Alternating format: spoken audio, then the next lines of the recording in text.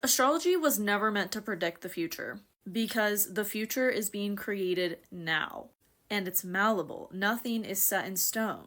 This is probably what sets me apart from other astrologers and other astrology courses is I come from the background of evolutionary astrology. So my teachings are based in what's your highest potential and how can you utilize what's happening to you now to evolve and grow from it to make your future better than your past and better than it is presently, better than your life is presently. Because the future is up to you and what you are doing now to set that future in motion. And this is also why I teach human design, because human design really is like how you're meant to move through your current life, how you're meant to make decisions in alignment with your highest potential. So it gives you a tangible, practical way to know when you're operating in alignment with your highest potential. But astrology just shows us that potential. It just shows us possibility and the timing of things.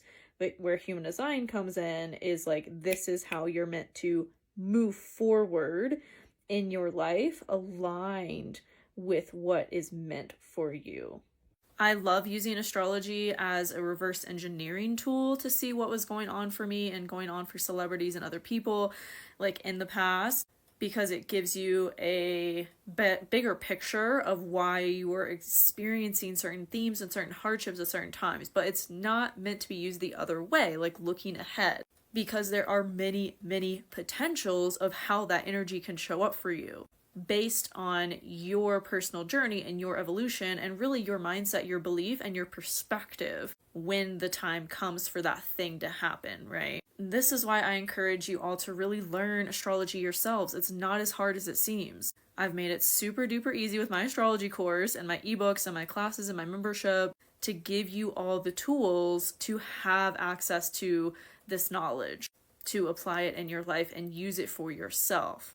Because relying on other people to make predictions for you is closing you into a narrative that maybe isn't even your highest potential. And this is why I stopped doing horoscopes, like based on your rising sign and blah, blah, blah, because there are just so many variables at play, not only what individually your chart holds, but your perspective of life and what you want to create for yourself. That is not determined. None of that is determined by future possibilities. You determine future possibilities by what you're doing now.